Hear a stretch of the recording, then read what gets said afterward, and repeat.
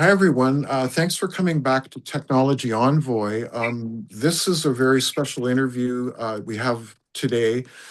It is interview number six with Chris Beskar on camera. And today we have a very special guest, Moray King, who knew Ken Shoulders well. And of course, Ken Shoulders was in a business arrangement with Chris Beskar at Stavatti. So today we're going to reveal a little bit more about this, and we'd love for maybe we can get Pavel to shut his mic off. I think it's Pavel's mic. But do you want to do Um, the presentation to begin with or at the end? The- no. We'll bring that up. Yeah, we'll do it as we go, Brendan, sort of thing. So let's get Moray and Chris to talk, and we can get going. And so, how's it going, Chris? Oh, it's going very well. It's been a very exciting past month, to say the least. Yeah, you've been really busy with all your plans. The SM 920 airliner. I know that last time we talked to you, you got funding for that, and we'll catch up on all the good stuff. But today I have Moray King here, who I wanted to introduce you to, because you guys both knew Ken Shoulders, and this is so awesome. Right. And I am really curious about Chris and how advanced the technology actually is compared to what the descriptions on EVs that Ken has. He didn't really have control of the propulsion, the steering mechanism. Reminds me of rocketry when you blow up a balloon and you just let it go. That we had such rudimentary knowledge on everything about the new field, this new field. So, what surprises me is hearing about Chris and the aerospace company, and you're actually using propulsion like inertial propulsion or anti-gravity propulsion and steering. In other words, you're very advanced. Is that true? Do I understand it right? I suppose. Well, you kind of do, yes. I mean, there's a lot of different ways to achieve flight, and of course, we are concentrating primarily on winged aircraft with traditional flight characteristics. But a large part of our future, especially as we move into space travel, is really propulsion that is more exotic. And of course, the exotic vacuum objects are a key element towards, I think, a future interplanetary and interstellar space transportation system. So we're ever since I met Ken, and that was probably back in the early 2000s. Uh, Um, we've been very excited about what he offered, and for years, we've posted many of his papers on our website, on our server. So they're available to download, and I know quite a few people have. And so he certainly speculated about a lot of things. And I do know some of the individuals who had actually uh, put together tests of his various technology, especially with respect to radiation mitigation, radioactive decay mitigation, such as David Faust. I'm sure you've probably heard of David Faust. Oh, David Faust and I came out to Irene together. We were neighbors at the time I Okay, first started in Philadelphia. So I knew Wow. David since '74. all righty. And so we worked very closely together at Irene. And David was a hands-on experimenter. Yes. That's why Irene recruited him. So, and I was more the software guy, right? Okay. But all the equipment needed to be controlled by software, so I was right in the thick of it the whole way as we were doing experiments. So yeah, I was just curious to see how far. I have no idea on secret space program or anything how mature the technology actually is today. If it's classified, right, then obviously they can't talk about it, right? And so that I just have a lack of knowledge of where we are. I mean, what's real versus just stuff that I hear. And so if you could comment on that, how far are we actually advanced?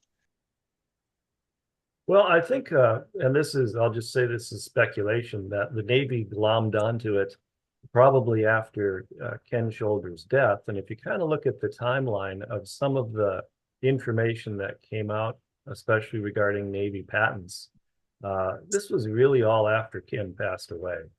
And I remember Ken telling me that he's had a variety of visits from the Office of Naval Research, and they would come by and chat with them and kind of walk away scratching their head and not quite know what to make of it. And then he passes away, and the next thing you hear, the Navy is putting out a variety of different patents, and some of it may tie into his work. And so I think they were definitely focused on developing some of that technology. I know our pathway was a little bit different, and it wasn't really for military applications at all. It was for spacecraft propulsion and different ways of flying.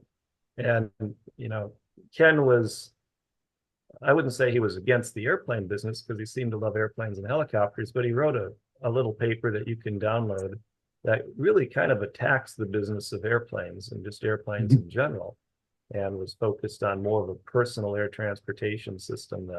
But in addition to that, he had his own flying devices, as you're well aware. Yeah. The vehicle is powered by free piston compressors and little itty bitty spinning blades. So there was certainly a diverse array of flying machines that he was excited by and focused on. He was a hang glider enthusiast. That was his hobby. He liked to launch, and I think the last place where he had his lab, there was a nice hill we could actually launch from.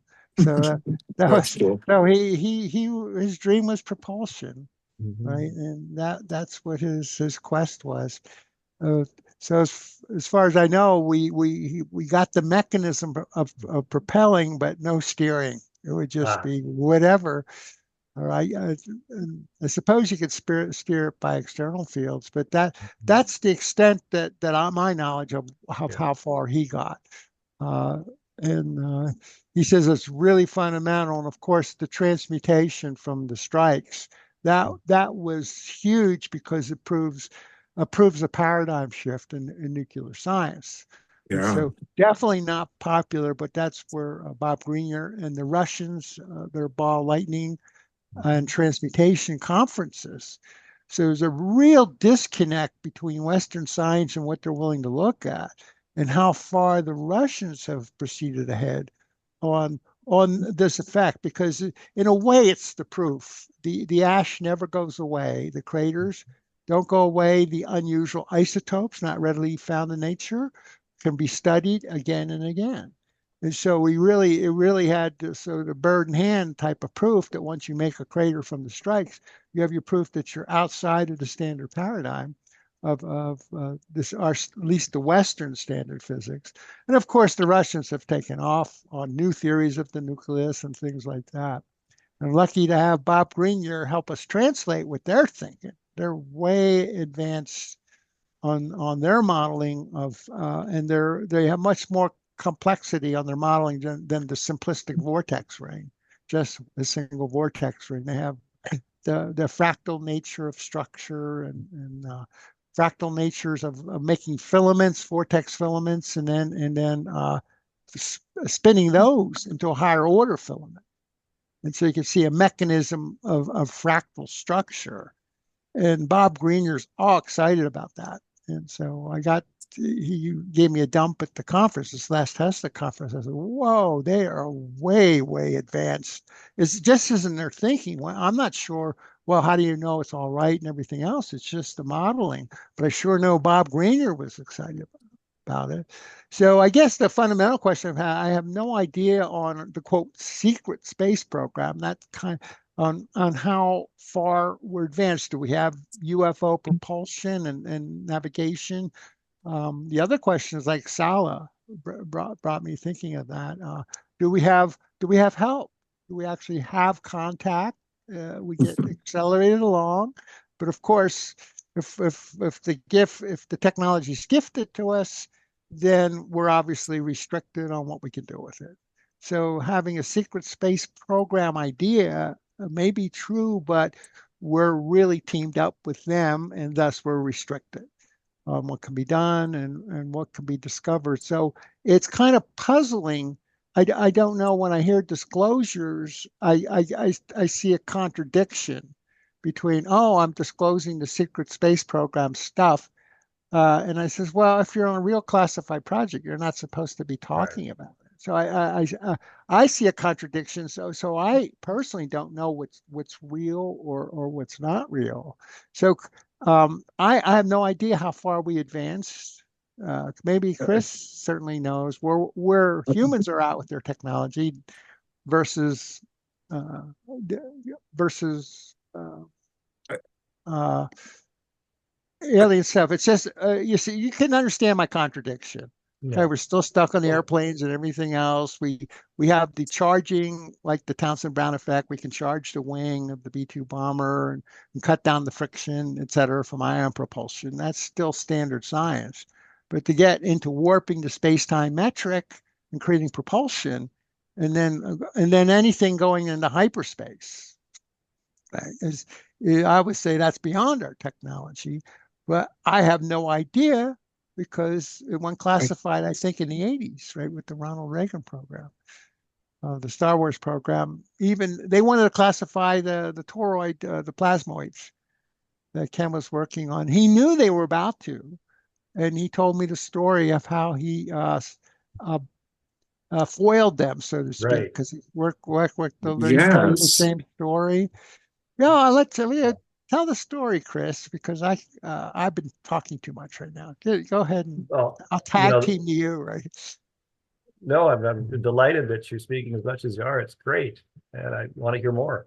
But with respect to the story that Ken told me, is that they had packaged basically his principles and his primary patent for power generation, the charge cluster, whatever, his primary patent. They put it in a book, and they mailed the book. He published his own book and about 50 copies and sent it off to the four corners of the world to the various universities that were of value, and that foiled the patent system. And so is that Evie, A Tale of Discovery, Chris, that book that you're talking about that Ken Childers wrote? Well, it could be. I'd have to check the title, but that's the basic story that he Okay. explained to keep his what 53-page patent from being classified. So Yeah. And thankfully he did that basically because we wouldn't really be talking about him with Right. you right now mhm. had he not done that, right? So that's very, very important for everyone to understand. Um, the secret space program, I could probably talk more about that than Chris can because I actually know Dr. Sala. I knew Dr. Ah, Robert Wood. I also know Ryan Wood. He was actually in this group. I also know Frank Chili. Frank Chili knew Tompkins the best. He actually brought him out and to the public basically and put him on the Jeff Rent show, the same show that I was on. Frank did tell me something very interesting about Tompkins. Frank went to Tompkins' funeral, and 2 days after Tompkins' funeral, Tompkins texted Frank twice. Now, I asked Frank to see the text and he never did share them with me, but basically, the moral of the story here is that Tompkins used some of his age regression technology or drugs to age regression back and keep him alive, essentially. So this is something that there's a YouTube where we talk about this because Lacey, you remember Lacey actually, she did that fourth interview. She actually talked to Frank Chili personally about all of this, and she talks about it on this one, William Tompkins #2 that we did, and we even revealed the drug company that actually is doing this as well too. So there's that. There is a secret space program. I've done tons and tons of research on it, and the Pius patents. Sort of come out of there, but not really, because I know Paul Laviolette's opinion of the Pius patents because I talked to him before he died about it, and I also know Chris's opinion about the Pius patents because of all the information that you've shared with you and David Wilcock through the years with me on that. And I don't think that you're using the Pius patents for any of the technology that you're doing. It's all Ken Shoulders patents, is it not, Chris? For Well, it's anti-gravity and kind of a combination of things. And if you look at some of the different patents where you really get into a lot of what I've done, we focused on plasmas and really plasma stealth technology and having multi-hulled aircraft. So double you'd have an hull. Yeah. aircraft with an outer skin and an inner skin, and in between you have a plasma. And that gets into some actual classified work that started long before I started Stavatti. I mean, the reason Stavatti exists is because of what happened with the multi-role fighter program. And Okay. basically, we had a program that ended up getting canceled in under the Clinton administration, and they created the F-35 program, the Joint Strike Fighter, which came out of 3 other initiatives. Well, the result, in my opinion, was really not a very capable aircraft. And today the F-35 is being sold internationally. Yeah. And but it's really more of a 1970s, 1980s approach that merged a lot of components from a Russian Yak-141 Wow. design No way. philosophy. And it just wasn't very innovative. And so our focus was an aircraft that really could be in production for the next 100 years and be a leading fighter. Well, the advantage of that is now we can produce the original concept in a new package and actually sell it as a next generation replacement for the F-35.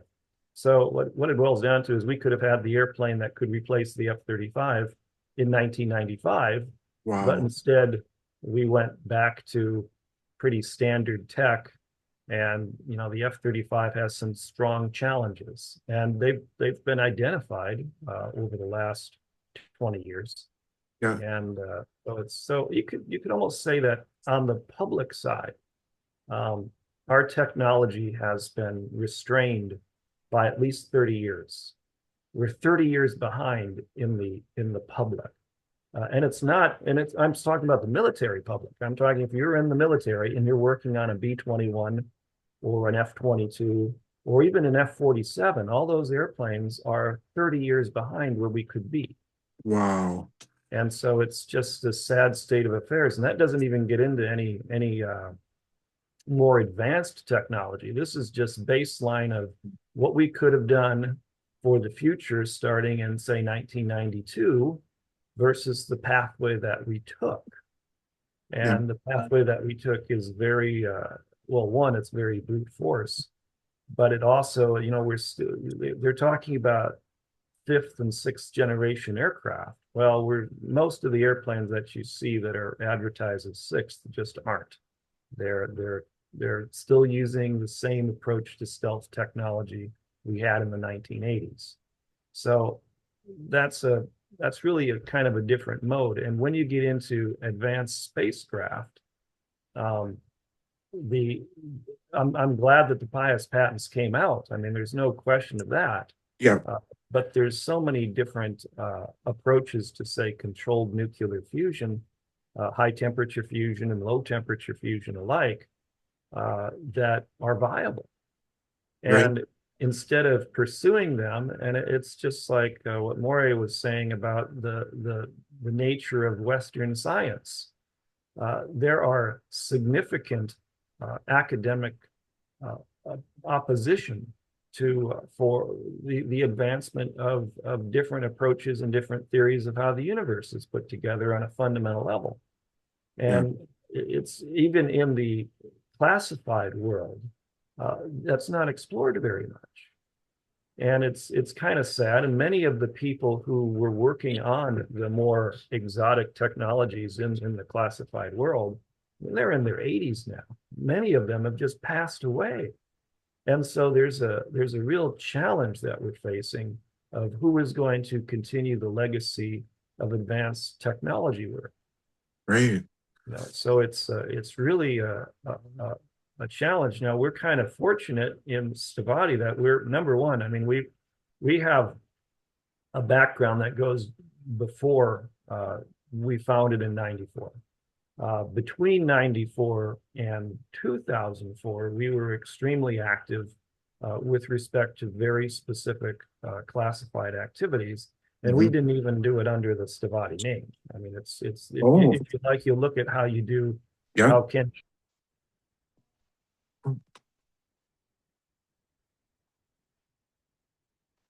It's just frozen a moment. We'll just wait. Yeah. It froze up. Maybe they hit him with the classification beam. Last time they turned his computer off completely in the group when he was with us when we were recording. He thought he thought that he blew the computer up like it didn't. Yeah. We missed what you last were saying because your computer. Yeah, something froze up there. Well, there's a Ben Rich quote from years ago that basically states, if you're talking about it, you're not the one who knows anything. And if you're not talking about it, you probably do. So, I think it's absolutely hilarious when, you get criticism of Stavatti that we haven't built an airplane. Well, my goodness, we've been around a very long time, and the things we have done, we really can't tell you about. Yeah. Now that puts you in a dangerous position because you'd like to talk about some things, but the hammer of the classified industrial complex will come down upon you, and they can put you away for a long time. So that said, with respect to the work of Ken Shoulders, what we're concentrating on is really a private sector, commercial, non-classified initiative. That's what this whole Stavatti thing has been about since really 2004, but more importantly, since 2019 when we acquired our facility in New York. And the question is, like, when you bring a product to market, and there's a huge difference between technology and products, and I think people get tricked, and I know I've harped on this before, but I'll just mention again, our society gets convinced that a new product is a new technology, when you may have technology that has been around or it's matured for a very long time and it's still not being put into the new product. And we're looking at cell phones, we're looking at, now AI is the big thing. This isn't necessarily a new technology. We've had a lot of different machine learning techniques, and that's really what the AI we're seeing today is. It's really not artificial intelligence. It's a type of machine learning. But we've had that for some time, and it's how it's deployed. Now, in the case of what we're working on in the hover car, which has been a pretty neat project, it's not a spaceship, it's not an airplane either, and we're using it as a kind of a center of excellence for the design and exploitation of all these different approaches to you'd say levitation or flight propulsion that are unconventional. And that goes all the way, and I had a great conversation yesterday with really our principal financial backer, his group. Oh, wow. And the question is, so how are we powering the hover car? How do we want to do that? Yeah. And so there's 5 different approaches. We're going to exploit all 5, explore what we're doing, and come out with something that's a product. But You talked about technology. A 500 horsepower rotary motor, I think, last time with me that had, because the seal is always the problem with the rotaries, and was the made of titanium diboride? Was that That's correct? Yeah. Yeah, that is so cool because rotaries are awesome. They're like 2 strokes. They make power all the time, right? They're very smooth and whatnot. I know the SM-36 Stelma is a program that you told me to watch for, and that would be the technology leader. And we also talked about 4 different ways to fly the hover car. Yes. And I know of 2 or 3, but I'm not sure about the 4th ones yet. And I know that you probably can't talk about that, but of these, where are we with the hover car prototype? Because you guys are working on it. Can you tell us any more about it when we might be able to reveal it? Because, I'd love to reveal it with you, of course. Well, I debated if we should release some renderings on the show today, and we're not going to. Oh, next But time. the reason we're not going to is we're still we're still keeping it under wraps. Now we might do something right before Christmas, Okay. but we are being pushed extremely hard. Yeah. So we've got a couple things coming out before Christmas, well, right around Christmas time. And Oh my. the new Stelma is one of them. You got to time these things. Yeah. So Oh my God, that's and we awesome. could do a little show. I mean, I don't want to, I'd be happy to have some renderings on your show. So maybe we should do something right before Christmas. But Okay. that Perfect. said, we're really being pushed hard, and it's become obvious that this is a very important project for us. And so not only, we have had a fully developed business initiative, the engineering's been ongoing.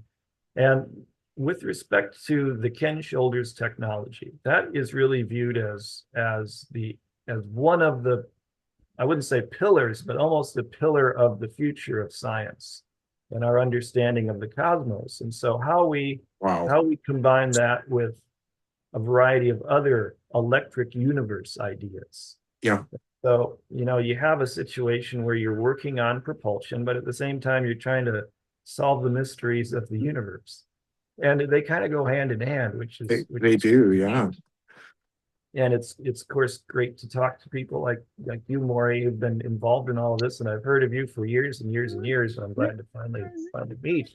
Yeah. I guess I could ask the key question, right? The key, I think the key question is the technology for propulsion, inertialess drive. What I mean by that is you can do a hairpin turn and not feel the inertial stress of being slammed against the wall, i.e., you're controlling Right. warping of Yeah. space-time metric. Well, that's really the key. That's what the flying saucers and all the advanced technology have that under control. Well, that's really the key. You're using, let's say, the zero-point energy or whatever science you want to use to warp the space-time or create artificial gravity. So, Right. does your company do that? That's one of the areas that we're exploring, yes. And so all of, we're trying to continue Ken's work in more of a commercial sense, but it's kind of the same philosophy. And unfortunately, the challenge that Ken faced, and I think I'd explained this meeting at a prior call, we had met with a Nevada-based casino owner who was a close friend of Pete Peterson, as a matter of fact. We had a number of meetings with him. And the idea was we're going to fund Ken's research on a fundamental level.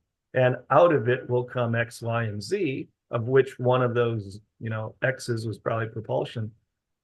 But the challenge is, even though we had put together this business plan, there still didn't seem to be a recognition of the cash flow of what is going to be the end result financially of this work.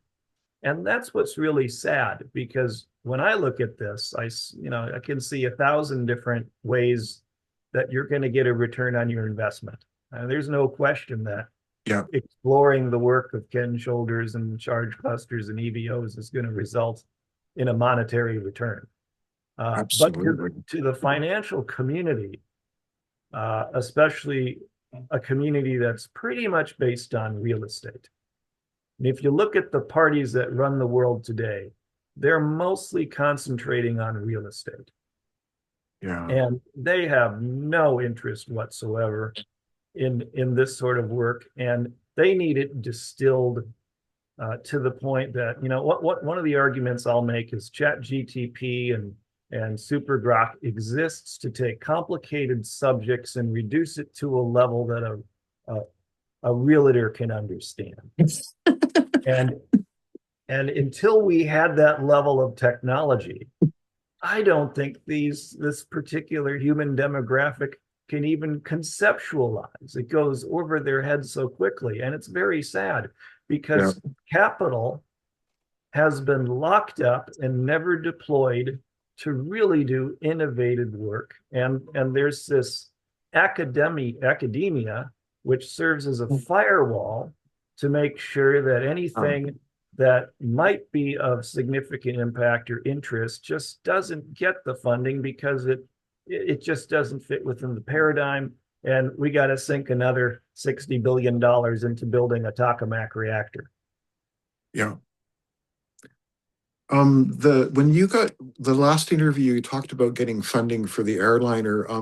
Yeah. Is that also funding for the hover car then as well? No, that's a separate group. And so what Okay. we've kind of done is we've sort of compartmentalized our programs.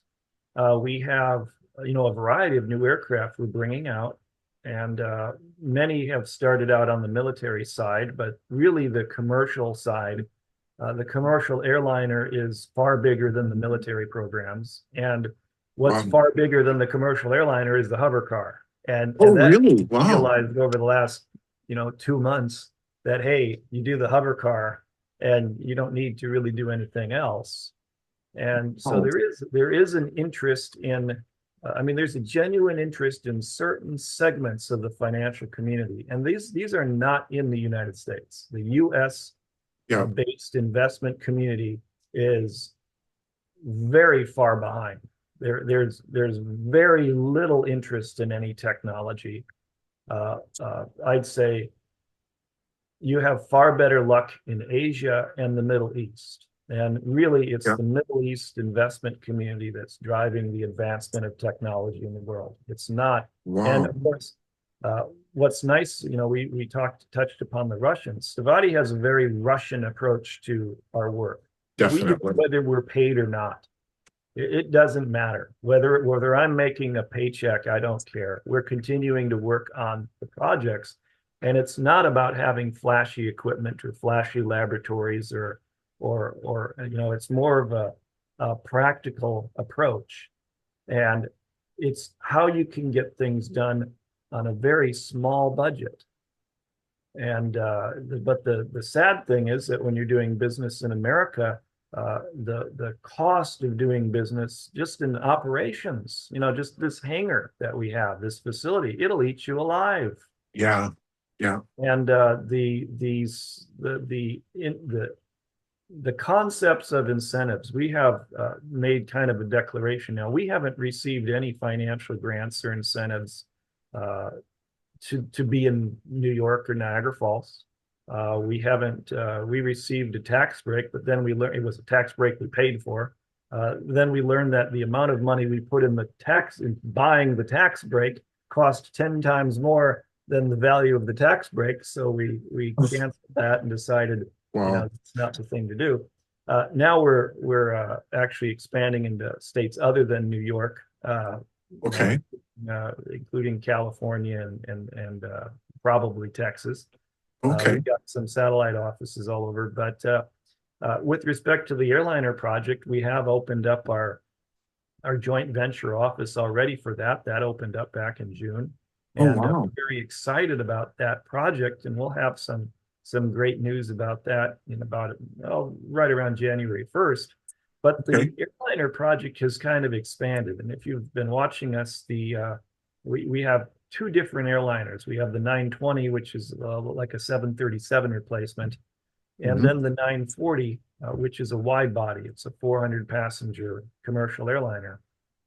And that's designed for replacing 777s and 787s and Airbus A350s. Well, that became the foundation for our tanker project, the 940K tanker. Yes. Yeah. Fuel. Yeah.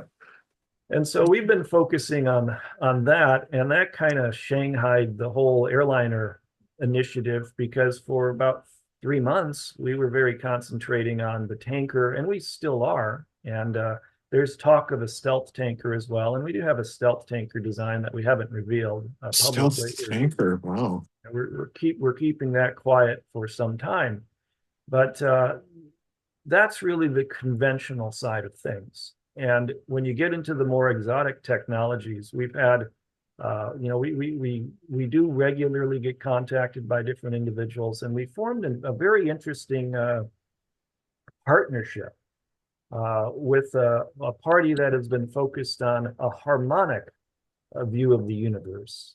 Nice. And this harmonic oscillation theory really does get into the nature of how the universe is put together, even the fundamentals of what light is, the fundamentals of what gravity is. And it really marries a lot of the electric universe work, the Ken Shoulders work, Yeah. and provides what I think is a very good pathway for, like a hyperspace or a warp drive, as well as the traditional anti-gravity. But the real issue is, well, it is a fundamental shift. And Yeah. that's the challenge. And it's not coming out of, academia by any means. And so that gets into a whole other world. And I think that we're on the precipice of about 4 different ideas of the universe that are all actually converging into maybe what could be considered the foundation of a unified theory, if you're going to have a unified theory. Yeah. And so that's really exciting. And so we're extremely pleased about that. Now, when you come to a product like the hover car, how you make it fly is going to be kind of a multi-generational thing. We're the first generation of the hover car is not going to employ EVO technology. Okay. But the third might. Right. But the mission is to have a vehicle that can take off and land and not raise dust and be very efficient and allow you to travel at about 250 knots. And the reason I am talking about that speed point is if you look at what has happened with Mosaic and the FAA's light sport aircraft ruling. Mm-hmm. Over the course of the last few years, the FAA has been doing a lot of improvements to their certification requirements and their aircraft categories, especially for personal aviation.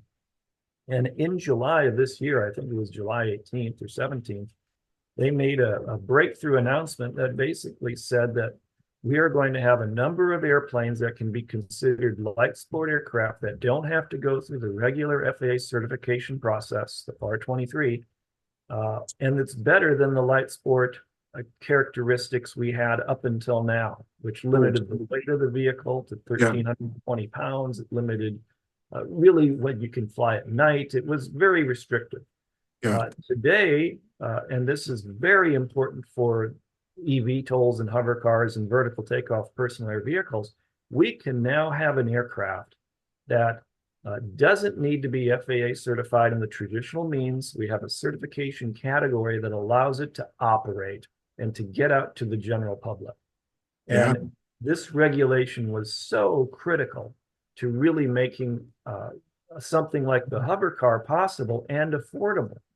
And so you can do what you like as far as technology goes, but if you don't have the federal regulatory backing, you're in trouble.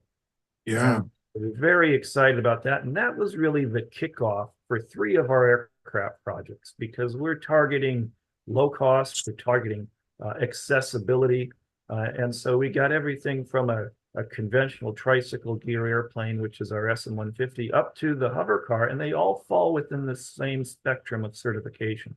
So if you say, what was the real holdup between these programs? It's really a regulatory issue. It's how do you bring these things into play so that you're not spending 10 years of your life trying to get the FAA to say, yes, you can sell this product. Yeah, definitely. I've heard you say twice in the past with David Wilcock that the hover car will be affordable and approximately the price of a Honda sedan.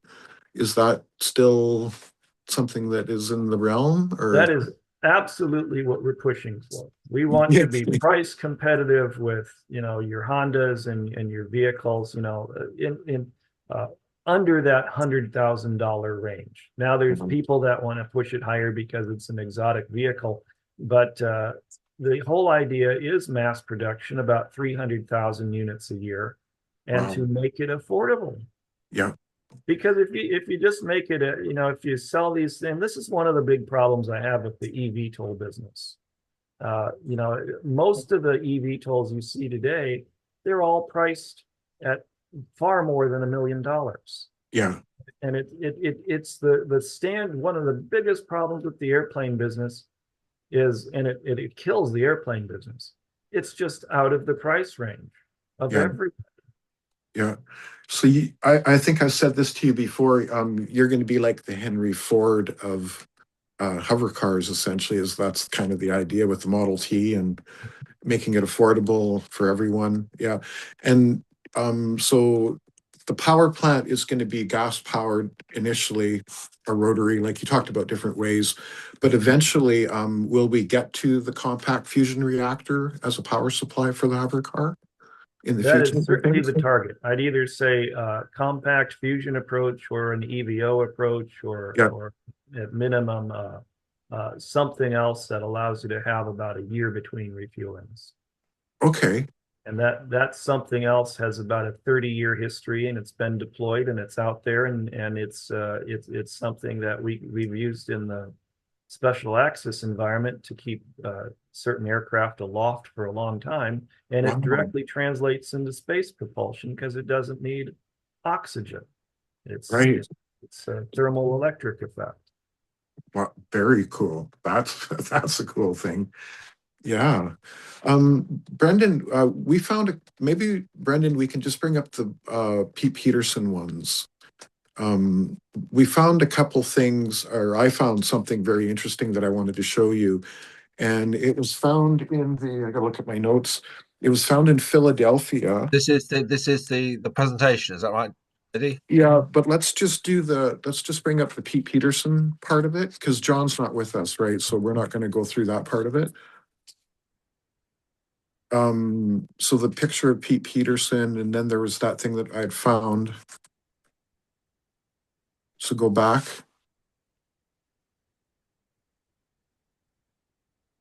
Yeah, so just so that people maybe don't understand who Pete Peterson was, Pete Peterson was an insider at Area 51 that David Wilcock knew for a very long time. And Chris, I think that you worked with Pete, and at some point, Pete decided to introduce you and David together. Could you tell us a little bit more about that? Sure. Well, I've known Pete for a long time. He was introduced to me through people who were working in the Air Force, and there were actually a variety of different CIA Air Force joint programs, and he was in that mix. And Pete certainly knew a great number of people. Did you know him, Pete Moray? Well, now that you put his picture up, I'm kind of shocked because my answer may be yes. Wow. Did he live in Utah For a while he did, yeah. in the 80s? Probably, yes. Wow. This Did is he? historic, you guys. Yeah, he did. Did he ever mention? Oh, the name slipped my mind. Did he ever mention he worked with David Faust? Yes. He was when I've been at meetings with David Faust and Pete. Wow. This is very cool, you guys. Very cool. I think he even mentioned he knew you. Yes, he did. Okay. Wow. This is cool, you guys. I am kind of shocked because I didn't realize. I knew because the name Pete Peterson is somewhat common. There are other Pete Petersons. Yeah. Well, And so I never realized you're talking about the same guy that I happen to know. Wow. Did Vernon Wolf? Did he ever Yes. mention the name Yes. Vernon Wolf? a lot. Yes. Vernon Wolf. Yes. So I he think I have some was of. the one to introduce me to Vernon Wolf, Okay. who was doing a consciousness kind of Sure. course, consciousness seminar, and he felt that Vernon Wolf's was the best. So we're in a car together, 1986, Dave Faust, me, and Pete Peterson.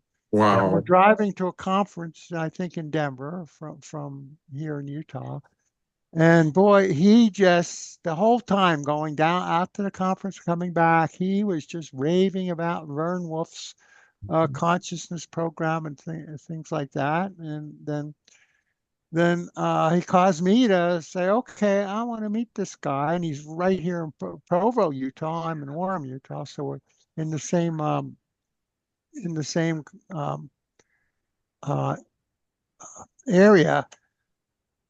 Wow, it gives me, I'm shocked because it's the same guy because Yes. everything you're saying is mad. In any case, I introduced myself to, to Vernon Wolf, and I said, I cold called him. I just went to his office and I said, because Pete briefed me on what his interest was. And he said, I said, I'm here to teach you about zero point energy, and you in turn will teach me about consciousness.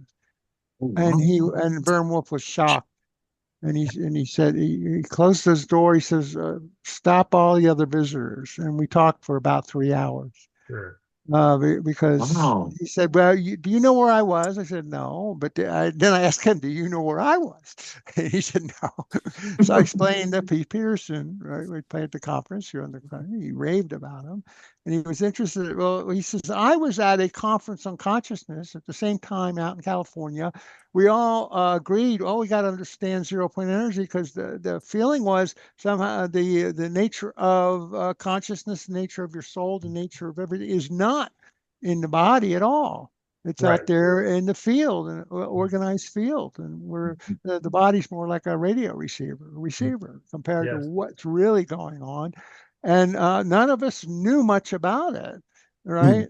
And I'm saying, well, I could tell you about the standard literature in physics, because that's all I said for my thesis. I will explore tapping to zero point energy as an energy source, and I'll constrain my sources to what's in the standard physics journals or the standard textbooks. And there was a wealth of stuff there in the standard that opened up all sorts of possibilities, and that would need to be explored experimentally. And so I had enough source material, but of course it would require an experiment to do. And the essence of the source material said one key thing, and it was straight out of the textbook on quantum electrodynamics. He said the vacuum polarization is the phrase they use in the physics literature to describe the various elementary particles' interaction with the zero point energy. In fact, they're comprised of it in obviously a complex sense. And the nature of the heavy particles, the protons, the charged nuclei, their vacuum polarization descriptions are steep lines of convergence of vacuum polarization. They're not smeared out. Electrons, especially in conductors, are smeared out and they're kind of in thermodynamic equilibrium with it as a smeared charged cloud. They basically reform to something that's in equilibrium. So if you want to activate vacuum energy in a coherent sense, you have to work with the heavy particles. And then later, after learning that much strictly out of a textbook on quantum electrodynamics, this was stressed that I learned of T. Henry Moray a year later. I learned it from Chris Bird, who I was Okay. visiting to study the work of T. Townsend Brown because he had files on T. Townsend Brown. So I Okay. got invited to his house, and this was in '76. And he says, well, there's a kook out in Utah that can't write worth a darn because he's such a good writer, but this book's obviously for you. He throws me the book, The Sea of Energy in Which the Earth Floats by T. Henry Moray. When I Hmm. saw the name, that was the big epiphany for me. I says, well, now you got my attention. And so it was some very magical back days. So that was a year after. And here's the thing that Moray stressed: the key to his tubes, his plasma tubes, I got ion oscillate the ions. Moray stressed that and stressed that. And I said, fine, I'll go look at the ion oscillation experiments in the standard literature, in the plasma literature, where they do the experiments with the ion acoustic mode. Why they use the word acoustic? Because it happens to be at a low frequency in a kilohertz, in the acoustical band for our hearing. That's why they use that was, but that's those low energy bands because the particle's so heavy, it oscillates slower just due to its mass. And sure enough, they're recognizing all sorts of anomalies. So wow, this is like a full circle connection. David Faust, Roy Curtin was the lead that Roy brought us Curtin. to Eyring. So Pete talked about Roy because Roy and Pete worked together later on the Intero machine and things like that to help with healing and that type of thing. Wow. And he also taught me about fasting, right? How to detox with fast. I love Oh, wow. fasting every year. So he was into that too. So didn't realize it was the same Pete Peterson until you put the picture up. That And I'm so so glad. now we're really coming full circle I'm glad on you it. put the And picture all up. this, yeah. So there is still a major disconnect. Not back on the topic of advanced propulsion. I would say when we're in advanced stuff, it's the UFO stuff, the classified that technology, gravitational propulsion. You don't feel the inertial stress. Correct. That technology seems like reading Sala and just reading other stuff seems to be and Stephen Greer stresses it. Now, we have developed this, and it's likely due to formal contact in the classified realms. That's my guess, my surmise. But it is not for the public. It is hidden away. It's classified. It's using that technology, which makes me conclude we could not get that advance that quickly as far as the steering and controlling of it without the alien help, without formal contact that presumably happened way back in the 50s. Yeah, You heard the story of Eisenhower and the contact and things like that. with Val So, Ford. Yeah. so that's my personal belief. I don't have any proof because I'm not privy to any classified stuff. It's just simply, I'm just connecting dots logically. If we're that advanced and get accelerated alone, and the contact's here, and the reason the contact was started is because blowing up nukes and all that was our calling card to say, hey, everybody out there, we're dangerous. And so it was a neat contact. It fits together, and that all this is happening that if we just do any standard propulsion, right, maybe a little bit of electrostatic charging to help with ions, and so you can go hypersonic and things like that. That's still in the realm of standard science. Where the scientific community gets off is saying, oh, I can't believe you could actually get some control of the 0 point energy. They have a model of noise. It's just random in the background. And so they don't even apply the obvious point of look what it says in quantum electrodynamics. Do your experiments with the ions. Do vortices with ions. Do that and straight out of textbooks. And the evidence is you see it in the literature, the plasma research literature. They see spiking anomalies, excess energy events in the ion acoustic mode experiments. I said this is like the obvious thing to try. My gosh, I came up with this base 75, 76. And then, of course, when Moray stressed it, I said, it's a lot. I didn't really learn, about the vortex ring stuff. It was, yeah, make a vortex ring of ions, right? Which is the heart of the EVO, not just the electrons, but get the ions in that vortex and have it close on itself. Thus, it gets us into the plasmoids. All of Bostic's work on plasmoids. So that became apparent early on. This is about the same time frame, 75, 76. And Foster Gamble talks about having vortex ring visions and everything else. And darn if I didn't have them as well as others that I knew at the time doing the research. Had I known about Homer Simpson, I would have said to God, Lord, the Lord wants us to have donuts on the brain, right? Because everybody's That's, having this revelation. And that's funny. Foster Gamble said it the best, right? He had it personally, and he made a Strive movie based on his personal revelation of this. He says, yeah, well, welcome to the club. That was on me. And then when I would meet people that were somewhat not even that much into the research, they would have the vision too. They didn't know where to take it. And so I said, wow, that is so cool. So this is all of in the 70s, right? Yeah. When we're having this. In fact, that was kind of the theme.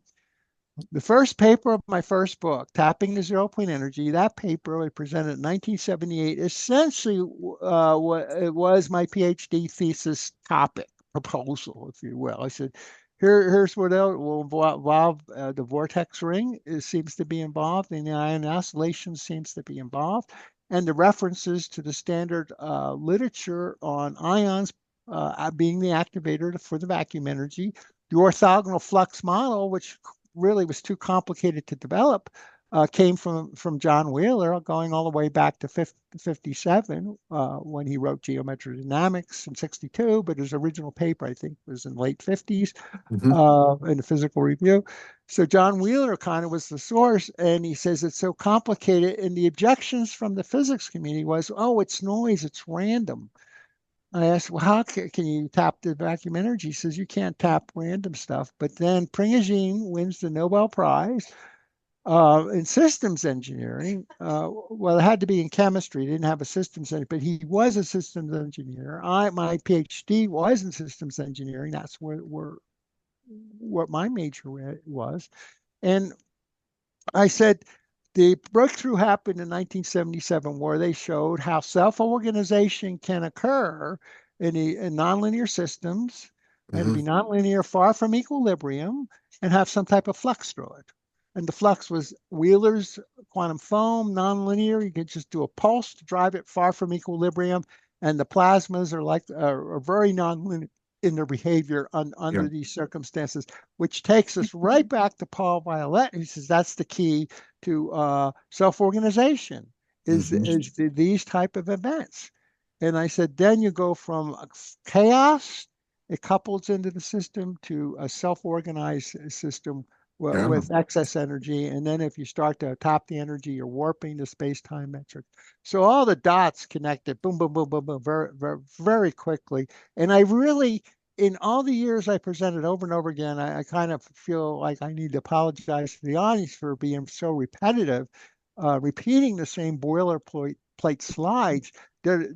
I've never deviated from this fundamental hypothesis that I had and that occurred. It was a matter of just looking for the experiments and as well as the inventors who essentially do experiments and stumble on it. They start doing the right stuff, and then you got the suppression.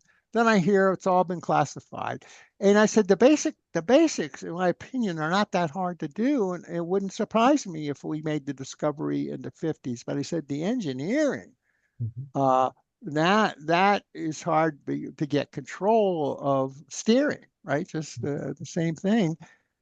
And then to hear about, oh, we have advanced craft, which are basically flying saucer type craft using this technology. And of course, Stephen Greer really emphasizes that we have it already in the classified programs. It really should be made for the benefit of mankind.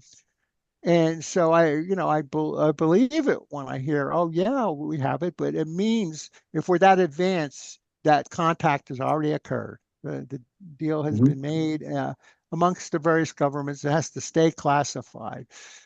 And I guess I'll share what I consider a primary good reason for suppression is that, and I think we heard it over and over again, is mankind ready to have infinite energy at its fingertips, right?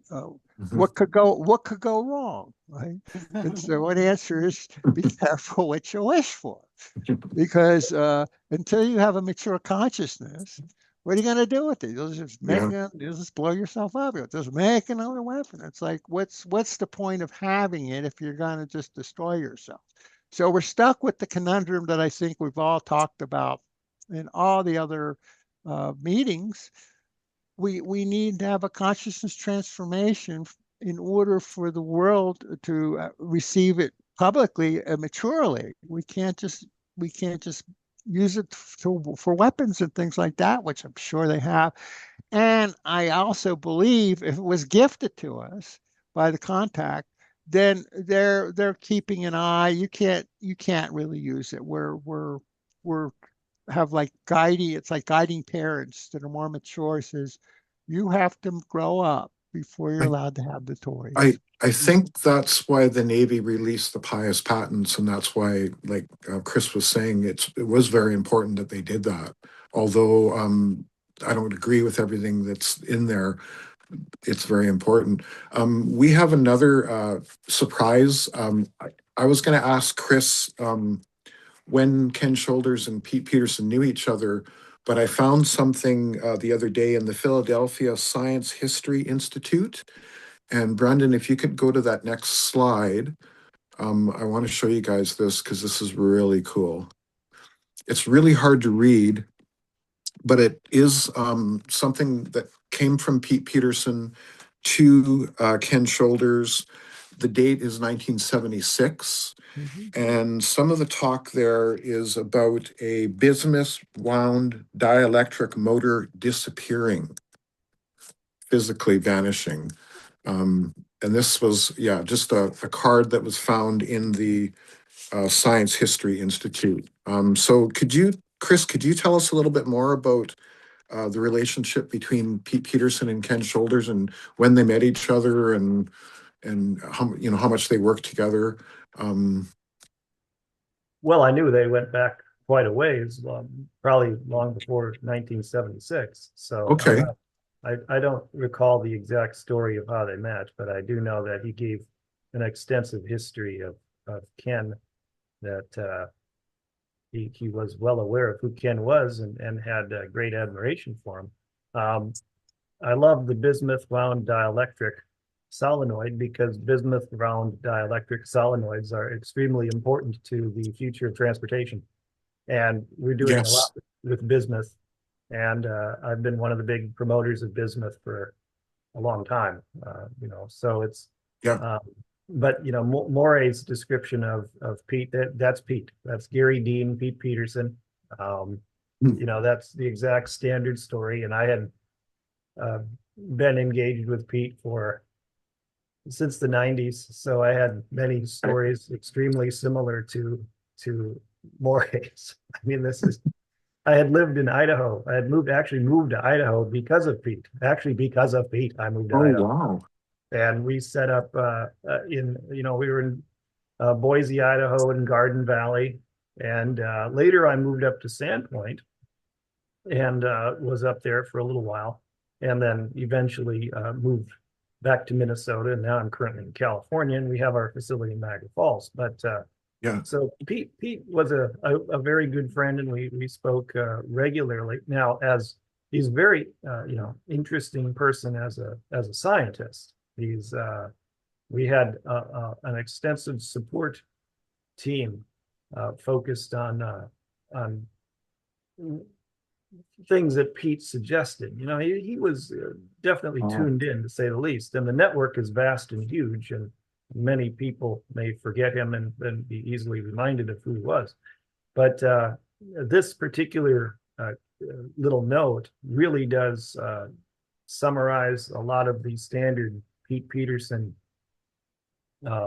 focus. And Yep.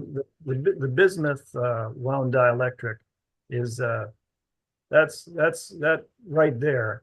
Oh, okay. So it was not because we detonated nuclear weapons that we got the attention of other beings. I'll just say that they could care less if we have a pea shooter or a thermal nuclear device. That's totally irrelevant. What got their attention is a bismuth wound dielectric solenoid. Wow. Because when you build one of those suckers and you properly deploy it, now you're going anywhere. And Wow. so that's the key. It's not that humanity might blow itself up or we might take nuclear weapons to Mars. That's irrelevant, totally irrelevant. What is relevant is our ability to expand throughout the cosmos. Yeah. And I'm talking cosmos. I'm talking the universe itself. Can we be 15 billion light years away from Earth and out there? Because it just disrupts the system.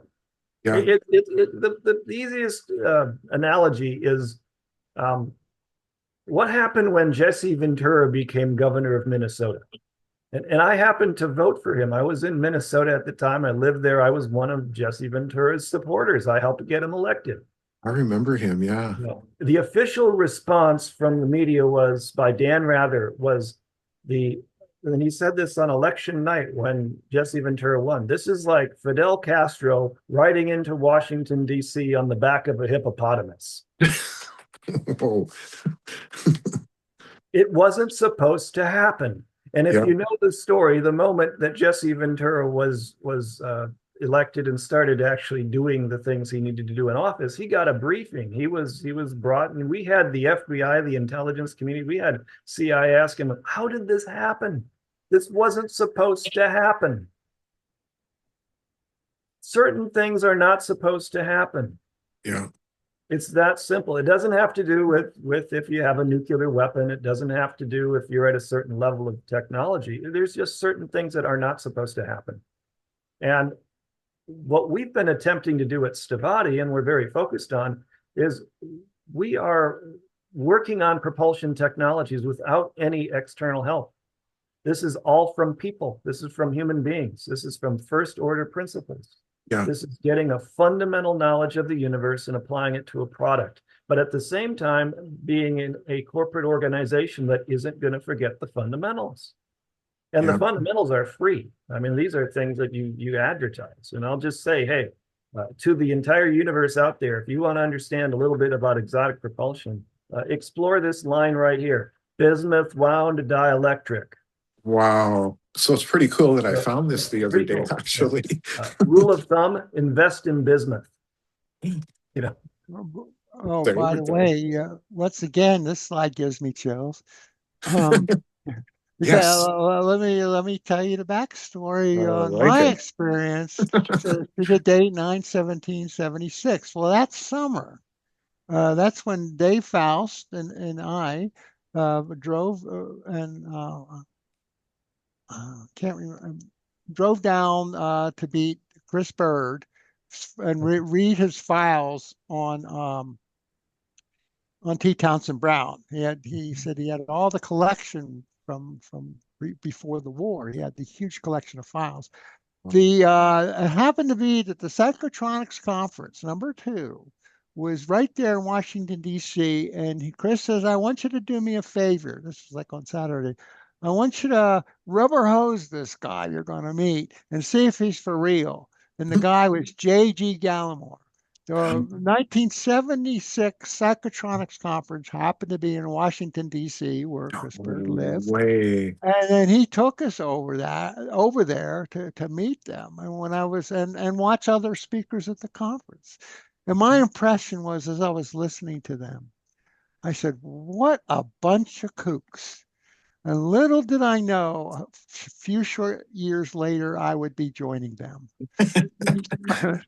Because I was nobody else would have me at a conference. They were the only ones that would allow me that would have me speak on the topic of 0 point energy. So we got to meet J.G. Gallimer back then, and he even spent a night at my house years later visiting. Wow. He liked to play chess, so we played chess that night. No way. And so, but this idea of bismuth wires and things was rare. T. Henry Moray did use that type of material. I don't think it was part of his diode setup, his crystalline setup. He was using bismuth as well, but bismuth wire around a dielectric. That is I haven't heard of exactly that, but it was kind of a magical material. on the research. And there you have Eyring Research Institute, Yeah. Provo, Utah. So we were all working there. Roy Curtin brought us in, brought Dave Faust and me in. Chris, Wow. Chris, I was going to ask Chris, when you said some things are not supposed to happen, is that to do with us going out into space? It's not supposed to happen, is that right? Oh, that's a huge part of it. Yeah. Oh my goodness. Yeah, I mean, unless it really gets down to a non-government, non-classified, non-system approach. I mean, you have to do it independent of NASA, independent of an Air Force contract. I mean, they'll have you sending. I mean, look at what the main focus is: space launch. And right now, it's a really cool time to be in the space launch business. I mean, I think there's 3 launches coming up this week from Vandenberg just with SpaceX, and they're cool to watch. I love seeing them. Yeah. But the challenge is we're just launching satellites, which aren't necessarily the best kind of satellites to be putting into orbit. But we're not going anywhere. I mean, we might go to the moon, but as far as or Mars, but we'll do that in a space capsule. I mean, we're not the whole idea of having a space transportation system that is on the level of what the DC-3 did for commercial aviation. I mean, we should have a commercial space transportation system, and that's what I'm focused on. And it's something that it's just so utterly suppressed, and we're given a substitute. The substitute we've been given is rockets that perform like the Delta Clipper X from back in the 1990s. Is that the Earth powers that be are doing that, or is it the extraterrestrials don't want us out in space, or the Earth powers that be? I think the Earth powers that be have just completely aligned with any other powers that be, because it's better for their business. Yeah. And if you have looked at the amount of money that, I mean, the big issue is, if you look at the amount, the salary for a congressman, a senator, or the president of the United States, their annual salary does not match the vast amount of wealth that they derive from their office. Yeah. You could never, I mean, maybe if you're president of the United States, you should be able to make a couple $1 million, maybe. And they come away with hundreds of millions of dollars. Yeah. How does that happen? Yeah, exactly. Can I ask another question on the last sentence on the little card here? Yeah. Check on nearby Whitestone Ranch for what's that word? Anti-gravity. We've got That's the GRAV period. GRAV period. We've got the ChatGPT to enhance the image and try and summarize what it's saying. I've read every word. I can read every word. Also, I got this from YouTube, and they had deciphered, because the guy that took this picture saw the real card and wrote his own notes down, and he talked about the White Star Ranch. I'll send it to you after. It's like about 15 minutes long, and it's really cool, because it basically said that Ken Shoulders is considered the Nikola Tesla of the modern era, which is really cool. But that's where I found this. But he was the guy that actually went and into the in Philadelphia at the Science History Institute. That's where this came from. Yeah.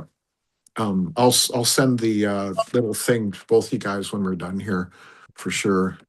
In that area code 213. I think that's Pete Peterson's phone number.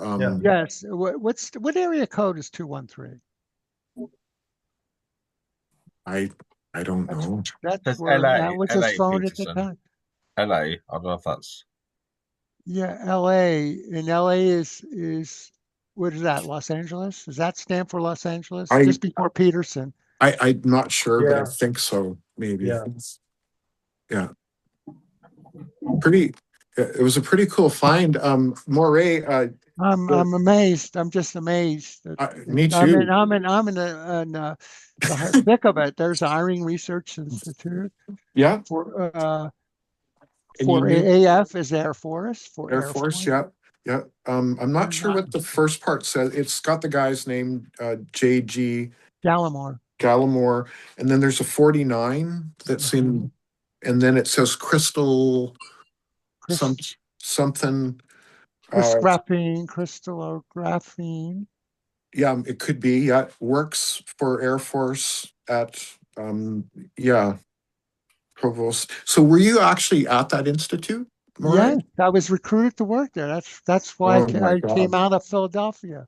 this So is Dave Faust and insane. I are friends in Philadelphia. Roy Curtin comes back and interviews me, and what launched me was my first my that presentation in 1978, tapping the zero point energy.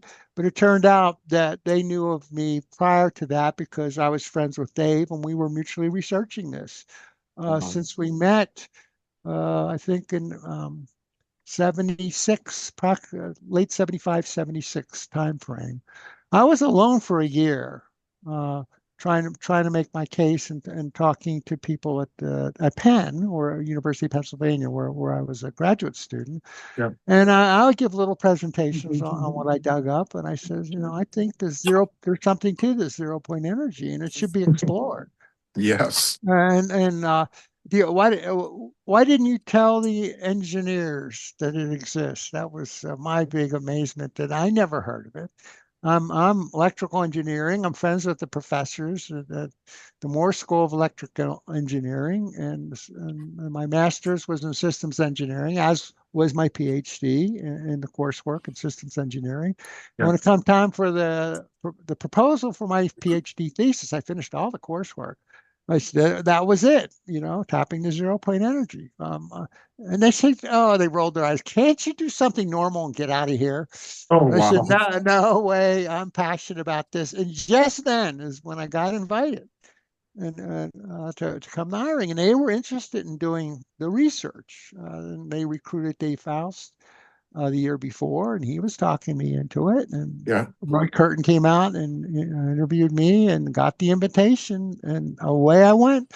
So we all came out together. Oliver Nicholson was the third person that came out with us. He is more of a historian on the history of this. So the three of us Wow. packed up a big moving van with mostly Dave Faust stuff from his apartment, and we set up. Came out to Provo to be part of hiring. First, we were holed up in the Center Street Motel for about a month, and Dave found an apartment, and all of us piled in there with all of his stuff, and that's how we got started Wow. in '79. And so it gives me chills to see this. No, me too. I mean, And so wow. let me throw one more name. I've mentioned Steve Greer. We all know Steve Greer.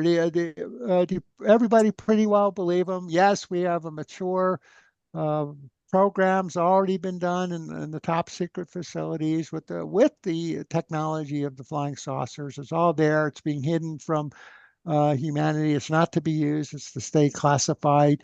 Uh, my question to the group is: do you believe that? Well, basically, what I wouldn't be here Steve, if I did. I wouldn't be here if I did. I don't believe that. It's time.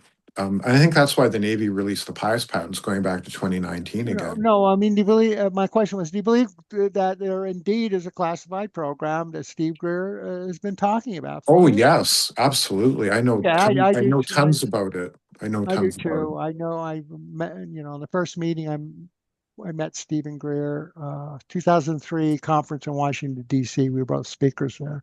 Yeah. We had a one-on-one conversation in my room, just he and I, right after my talk for about 90 minutes, just seeing me talk to me.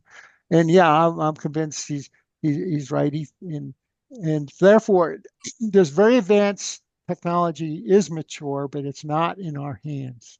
Yeah. It's in the government's decree. It's not for us to have right now.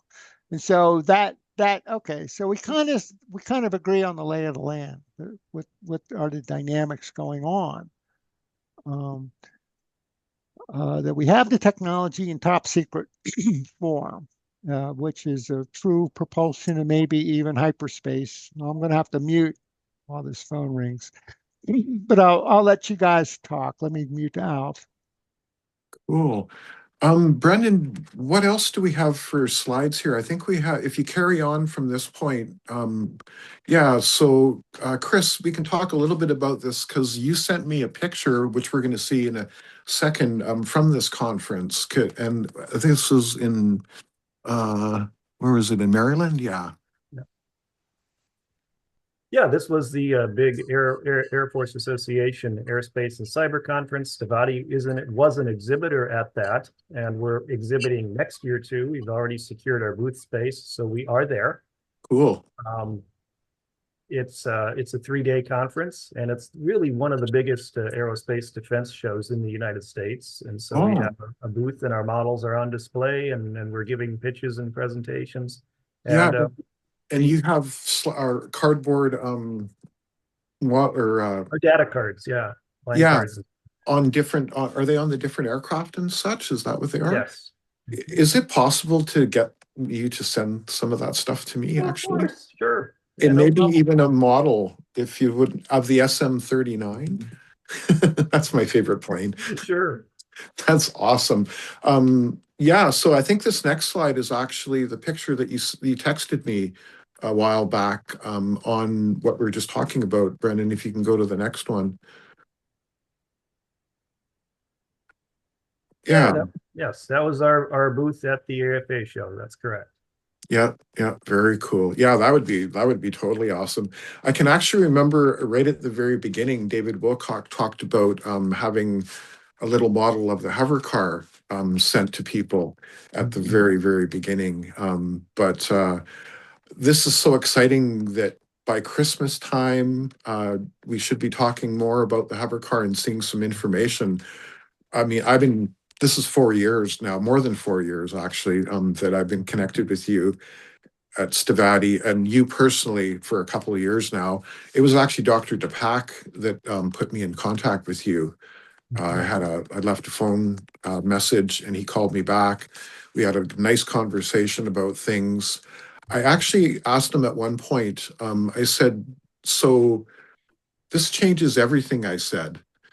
And it was really funny because he didn't answer for like seconds. He just didn't say anything.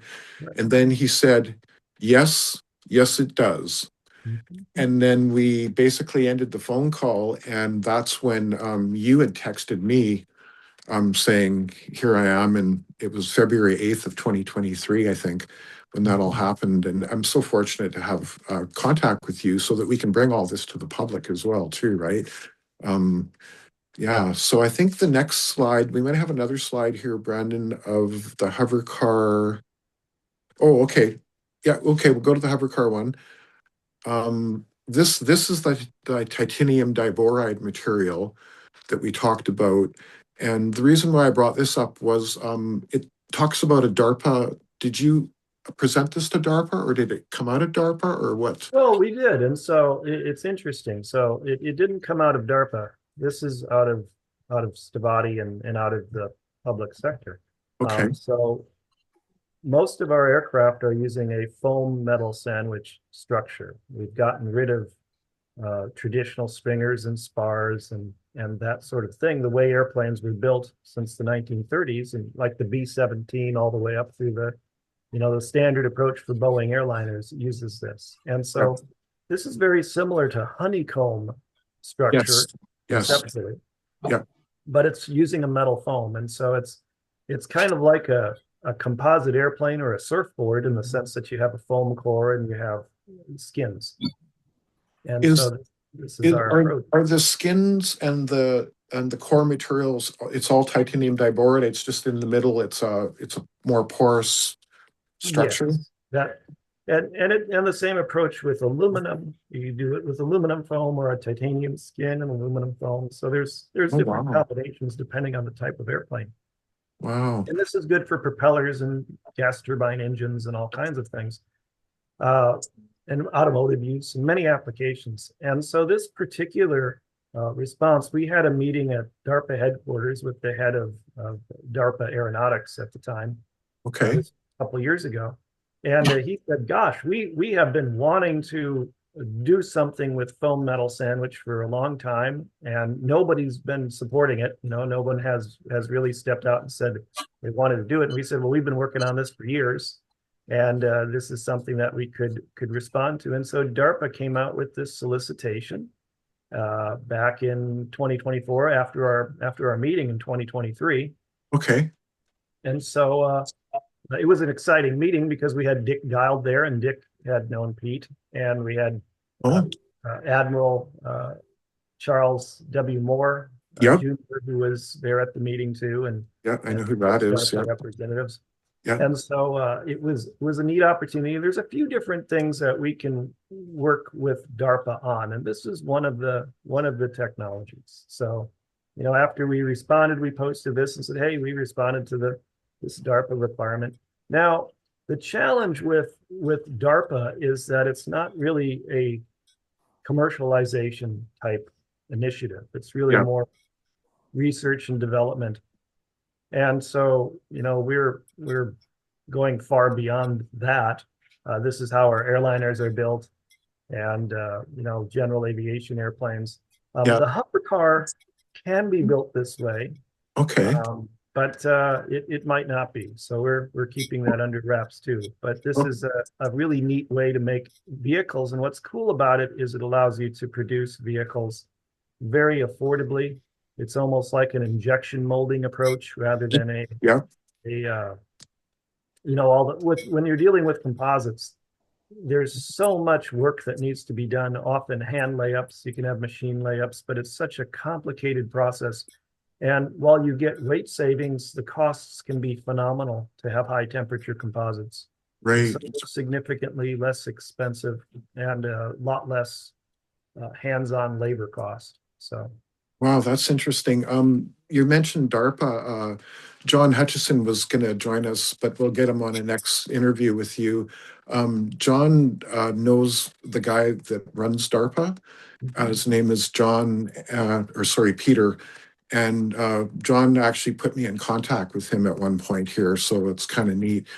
John was actually brought in personally by Ronald Reagan, he told me, to work on the Star Wars program, SDI, which was the missile defense program back in the 80s, essentially, that I remember even when I was in high school and stuff, basically.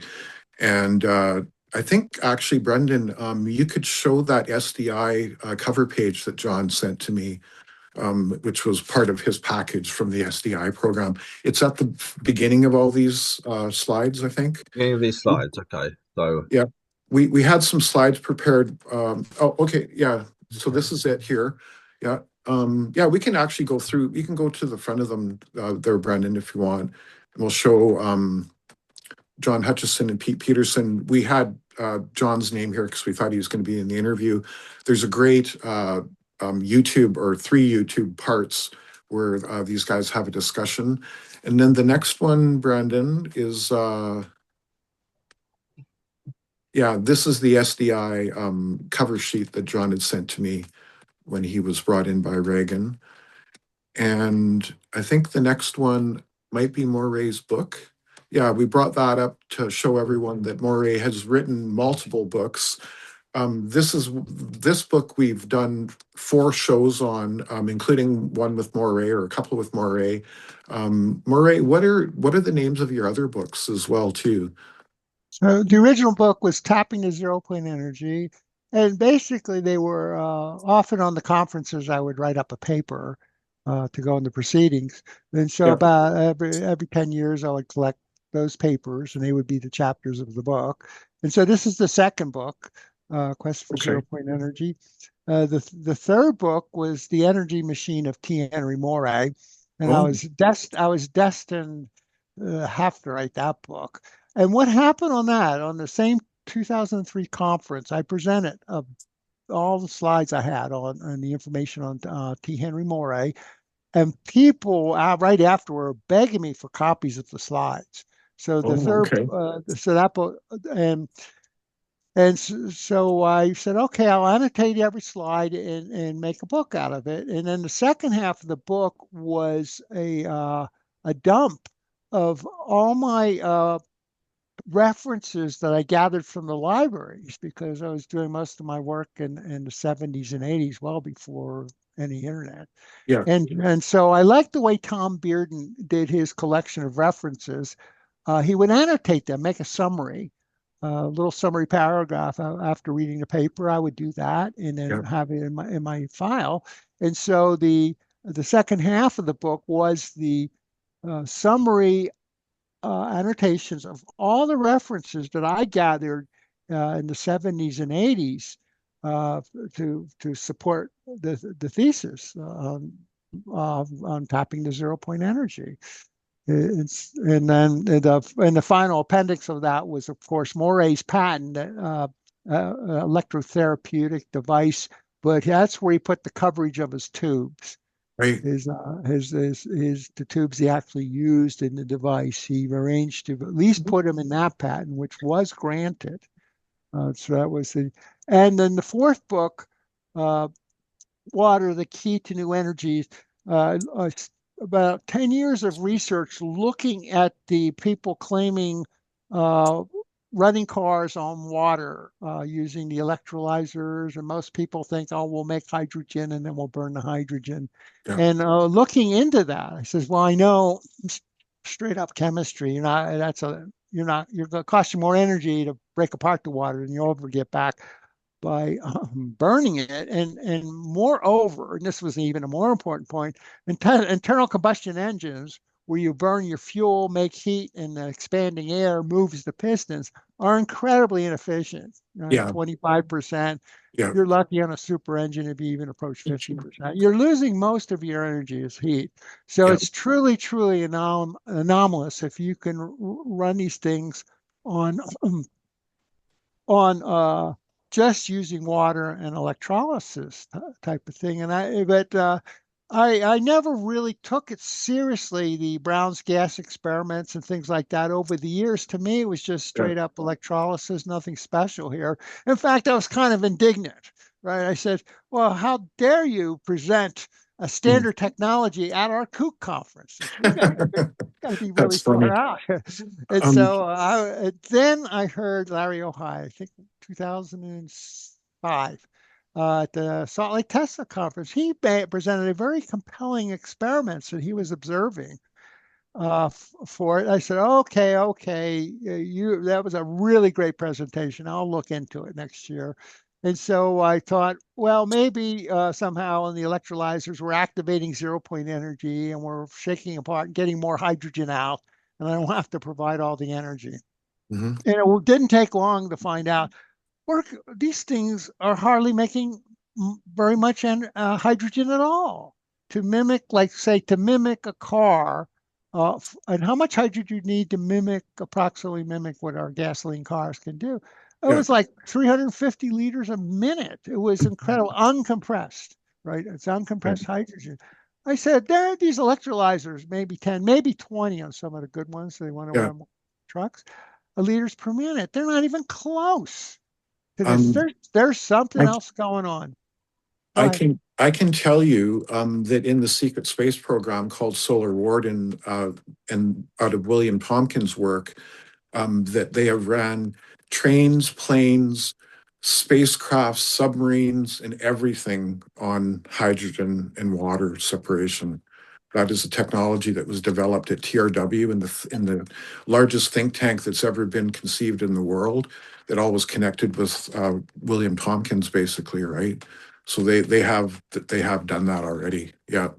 And actually, Carmen, who's in our group, Carmen's father has technology that can produce enough hydrogen to run a car easily. So I'll tell you the surprise, and that's what the 10 years of research and I compiled it into the book. And the last 2 chapters of the book are the important ones because that's when all the dots connected together. Mm-hmm. It's not hydrogen. That's the lion's share of the energy moving the piston. Okay. That's the big set. It's not hydrogen at all. Hydrogen happens to be made or something else coming off the electrolyzers.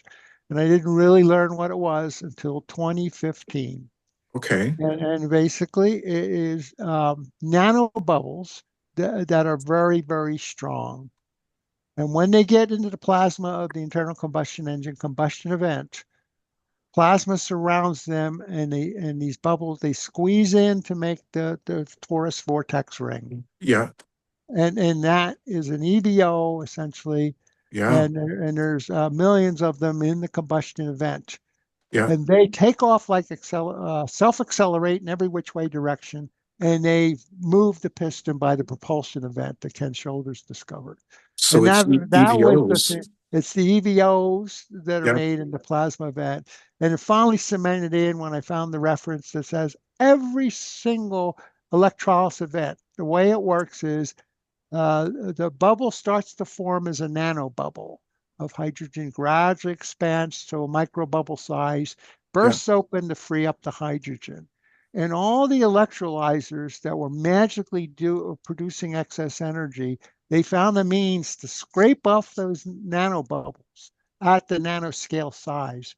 And Yeah. what Ryushin Amasa discovered, and I learned about his work, it was the next to last chapter in the book where I write thunderclouds into 0 point energy. When you have that charged up, and the reason the nanobubbles are strong uh, uh, is because they cocooned in that charge. And there was a big controversy in science that nanobubbles, our Western science says they can't exist because they said it's impossible because they were using a weak hydrogen bonding model for the membrane of the bubble, which is like the surface tension on water, right? Yeah. They're very Yeah. weak. He says that cannot hold together under severe curvature. That when you were down in the submicron scale, that thing just the hydrogen bonds could not sustain that curvature. Therefore, they can't exist.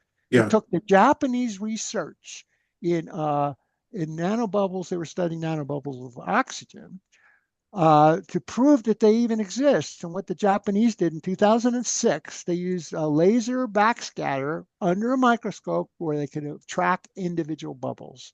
And thus, 2010, the scientific community reluctantly accepted the existence of nanobubbles in the Western science. That's how late it was. And in a way, I didn't know any of this until 2015. Yeah. So I was late to the party, right? And that's when all the dots connected. And so the next to last chapter in uh, Water, the Key to New Energy, is about how the nanobubbles, and it connected all the dots across everybody's electrolyzer project. They found a way, turbulence, blowing air, all sorts of ways, vibration, get those bubbles off the plate early because they cocoon in that charge. And then the Japanese from Tokyo University, the professor there, that's who Ryushin Amasa, the inventor, went to understand what did I make. Omasa gas is what he called it. He thought he was a unique one. And, Yeah. and sure enough, they had the explanation on nano bubble technology. When you cocoon a net charge inside the bubble, right? Water being a polar molecule will naturally orient towards the net charge on the inside. And so the membrane locks in. It's right there in the Japanese patents. The membranes lock in very, very strong as it gets attracted symmetrically to the interior proton in this case, if it's coming off an electrolyzer on the hydrogen side. Yeah. And so and now and then it's well known now. It's actually standard science to say this is the way it happens on all electrolyzers. The bubble will gradually grow, burst open, and now you have your hydrogen. Yeah. And so what the people were doing in all their experiments historically to get the net result, they found a way to get those bubbles scraped off early, get them off the plate early. And Yeah. now you had a very, very strong substrate to be the form or the template, right, that can convert over to the EVO. Yeah. Right? Need a symmetrical charge. Ken Shoulders used a symmetrical charge of liquid metal, right? Yeah. So this was your symmetrical form. And then once it's in a plasma environment, they convert over to EVOs. And I said, there's one dot that I want, I told them to this, or I can't believe his name slipped my mind. To who does the SEM studies on the plasmoid strikes. just Scanning okay, electron microscope. Like well, yeah, Bob well, Green? yeah, No. Bob Greenyer. Thank Yeah, you. yeah, yeah. Yeah, and I'm terrible. I'm getting anyway. But Bob Greenyer said, "Here's the challenge." Said it's well known when you spray some water mist in an internal combustion engine, you end up having more power exhibit. Right. Yeah, Right? that's correct. And that's well known. And the downside of it is that when you eventually examine the piston and the cylinder, they're all cratered up, right? And then you're damaging the piston. I says, well, that's not necessarily bad news. Those craters are from EV strikes, EVO That's strikes, right. right? And so Yeah. Bob Green, you sacrificed the generator, really cratered it up, and then analyzed the metal Oh, for plasmoid strikes and see if you see transmutation in those craters. and did he? That'll connect the final dot. No, I just suggested it Oh, yeah, yeah, as an yeah. experiment. I Oh, said, let's connect the dots on this one, we could do and that. well, you can down. Yeah, it's easy to get the metal, and then you say, here, Bob has the SEM, right? That's Yeah, expensive equipment. yeah, Here, analyze the metal, and then we connect the final dot. I can go right back to the water projects to say something so simple, something that's been observed for years, and now we have it. So what I really liked about the water project the best of all the quote ZPE devices or free energy type devices yeah, is you're only harvesting a pulse at a time. Right? Basically, one plasma pulse drives the piston down for one downstroke and extinguishes. yeah, You're not building anything up like you would build energy up in a vortex and have control problems at all. You would have it. And granted, I would look for if the particles are too big, the EVOs are too big, then you will indeed get cratering, as we say, but we can work with smaller ones. The smaller they are, then you could have a sandblasting effect, like smoothing, like sandblasting, as opposed to cratering. yeah, And so that's where naturally we would explore this technology to make it robust. But in order to explore it, we need engineers aboard. And of course, they don't believe any of this stuff. And so it's yeah, hard to, in fact, I target the engineers, right? So it could be that simple. It's a safe device.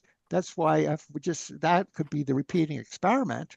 You're not going to have any problems with runaway and melting the machine and yeah. having too much energy. You don't have any of those problems, right? And then this would be the realm of experiment. And of course, a That's a great history of idea. suppression on people that are claiming water, or powering cars or generators. You got all the suppression stories on that.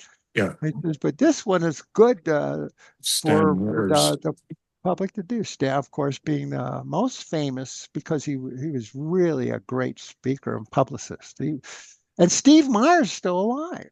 Oh, I wow. told Chris Bake at the other meeting, I says, you got to make friends with Steve Meyer, right? And, I actually tried, I did talk to Stan when he was alive. We had phone conference. I did meet him at the conference in the 90s. Yeah, And it's all revelation coming to him, right? Oh, he's just flooded with information. He says, you're on the right track. You're what you're calling the universal field. There's a name for it in standard physics. He says, just look up 0 point energy, right? It's the it's the ether. same idea as the ether, but the Yeah. ether is so much more dynamic than the original hydrodynamic model from the 1800s. Oh, It's definitely. basically a virtual turbulent plasma model for the ether, Yeah, with the energy flux entering and leaving in the quantum foam. So it's Wheeler's model. That is such a richer ether for self-organization, for energy too. So the people, as the different inventors come up with basically a polarizable ether, which means it's yeah, comprised of microscopic charges. I said, there it is. That's Wheeler's quantum foam is that. It's yeah, electric plus enters and leaves. You have your dynamic ether. You have everything to fulfill the self-organization requirements of Pringagine's system, which is exactly Paul Laviolette's point on yeah. his theory, doing that same self-organizational dynamics straight out of systems theory, straight out of the It's Nobel Prize winning work of Prigogine, Ilya Prigogine. So that's what allowed me to make the case. It's just not noise with the 0 point energy. You basically have a turbulent plasma, virtual turbulent plasma model for the ether. And boy, is it powerful. And then now you have the energy you need to warp space and get to the dry propulsions. So all the dots connect nicely. So the last book, I was really hoping it was it, because it being finally we have a repeating experiment. Yeah. And Or, we should go through some of that last book and some of those last chapters in the group and do some recordings with that. yeah, the last two Yeah. chapters that's where I broke through. I was meeting a lot of people, and Mark Leclerc, in particular on cavitation. I learned so much about that, and proposing every year another hypothesis. Well, maybe this idea applies, or maybe this idea applies, tying the 0 point energy to it. I knew there was something else besides hydrogen. I needed the hydrogen. Is really convenient to make the plasma in the combustion chamber, so I could get the plasma event. So you don't need much hydrogen at all to make plasma. Now you will need a lot to propel the piston by hot air if that's all you have as your energy source. Yeah. So there you go, and so all the dots connected. 2015 was my big year. I presented at the conference on future energy, thunderclouds and the 0 point energy in 2015.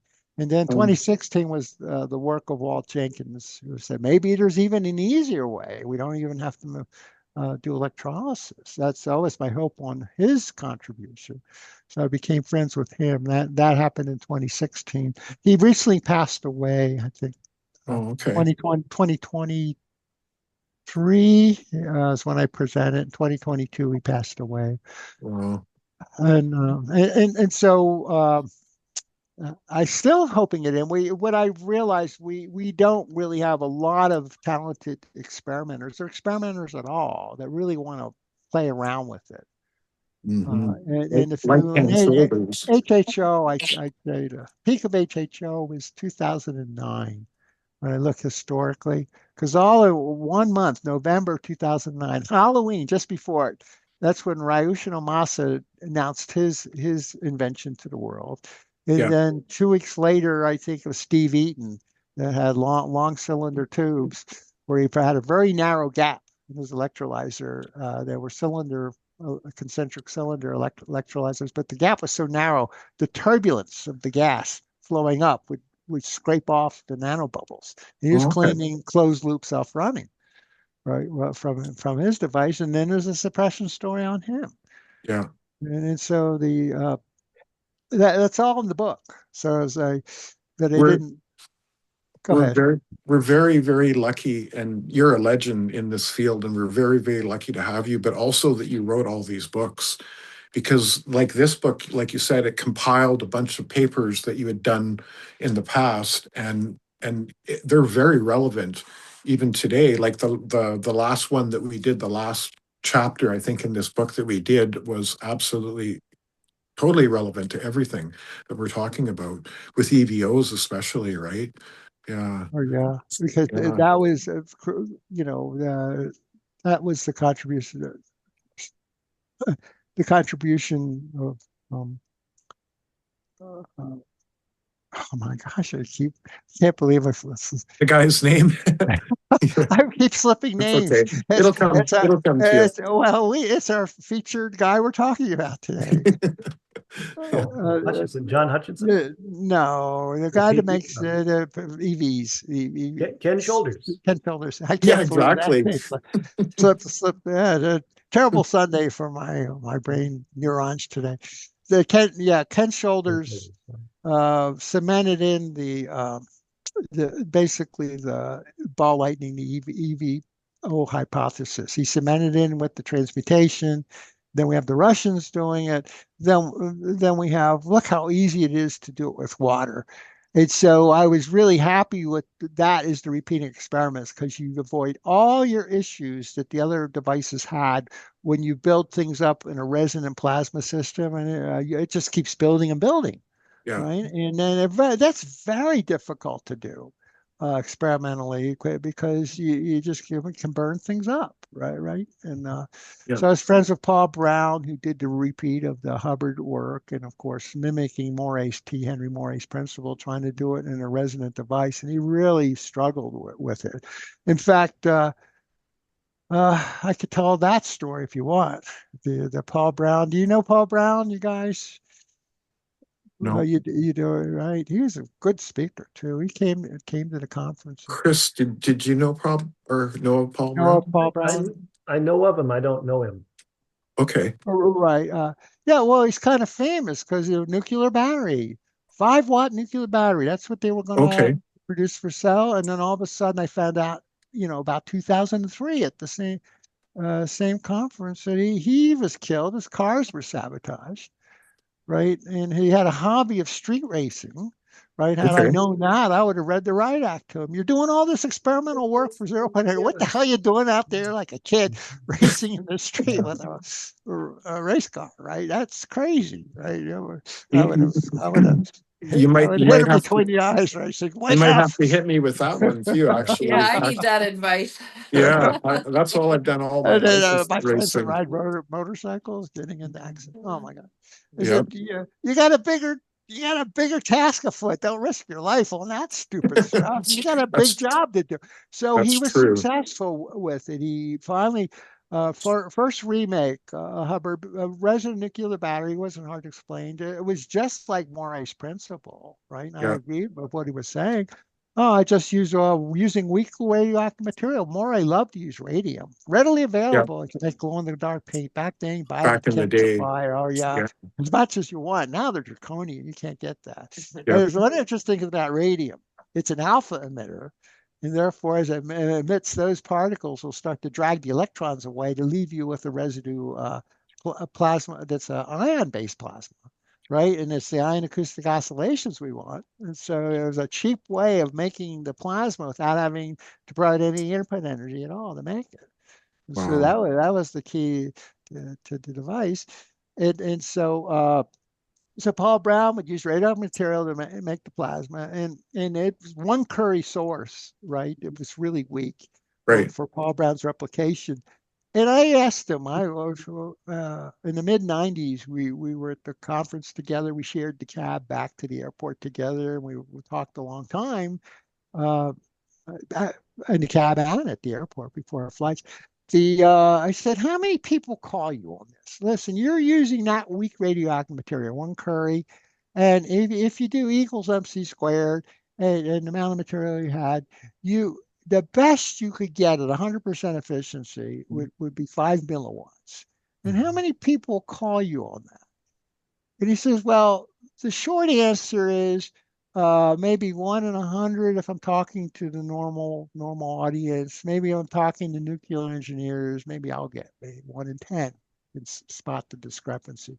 But that's not the big story. This device I was trying to make, we were trying to make a 100-watt device off Oh, of wow. it. Same says, and the problem was it wasn't stable. The very thing I brought up. It's not Yeah, stable. I would get the thing at resonance and we just build up maybe kilowatts worth and burn it all up, burn up the yeah, wiring and things like that. We were struggling with that. So the company, we decided let's just keep it at a low scale. I can stabilize it under 10 watts. Why don't we sell that as a product, right? That's a 5 yeah, watt nuclear battery.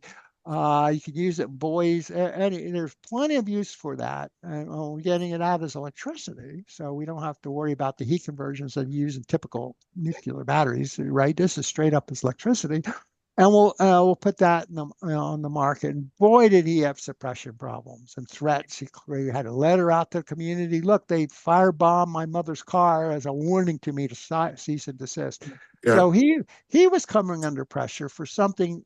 I said, so small, because when I met him on that trip back from the airport, I said, wow, I really think you're going to pull this off because it looks harmless. You've disguised it. Oh, it's just nuclear energy. It's only 5 watts, yeah, right? And so why would anybody? It was small. I could get it nice and packaged. Why would? And I said, you're going to slip it into the society without any suppression on 0 point energy and stuff like that. Yeah. Well, it looks like the powers that be aren't stupid, so they were wise to it, and so then there's the story of the sabotaging, cutting the brake lines in the two race cars, and the reason they knew it, he wrecked the one, or they killed him. The other one, the brake linings were cut too in the other car, and that Also, was that's how the they, evidence that it was a murder. yeah. And then and Fitzpatrick, I think he had a business partner who he was scheduled to talk at the Conference on Future Energy in Washington, D.C. that year. And that was he gave the talk. That's when I talked on the T. Henry Moray device, Okay. and all the requests for the copies of the slide motivated me to do the book. And that's where I first met Stephen Greer. Yeah. And I said the key to getting this through is disclosure, right? I would completely agree with Steve's approach and massive replication. Yeah. And the water projects, I said, here's one that doesn't have the issues of building up too much energy. The HHO community loved it. 2008 during the recession, everybody was playing with electrolyzers, Yeah. right? And it was popular. Garage guys could do it, right? And now that we know the fundamental principle, I mean, I go back to Archie Blue. He had a patent in the mid 70s. Oh, I blew air through it, right? And people couldn't understand why. Well, in hindsight, we know why. We can scrape off the bubbles, right? Get the nanoscale and Um, and so all the dots connected on why these esoteric attempts by inventors worked. We stressed a very narrow gap, right? And of course, the turbulence of the gas coming off scrapes the bubbles off. Oh, I need to vibrate the machine and my plates in the kilohertz range. Well, I'm creating a mechanical vibration there and yeah. get those bubbles off. So you could, in hindsight, right, you could turn around. Why were these inventors looking into it? So, Right? so Chris, are you guys doing any HHO stuff at Stavatti? Well, when you get into the whole situation that you mentioned with Paul Brown, one of the we know who funded him. Was a personal friend, still is, and it's well, I should say one of the parties that funded him. But we're very familiar with that whole story, and that ties into some of the other propulsion techniques I discussed with respect to radioisotopes. Oh, So the radioisotope use of radioisotopes as a fuel and how you do it in a manner that it's alpha emission, it's not dangerous, it's easy to shield. You can generate the energy levels to power an engine.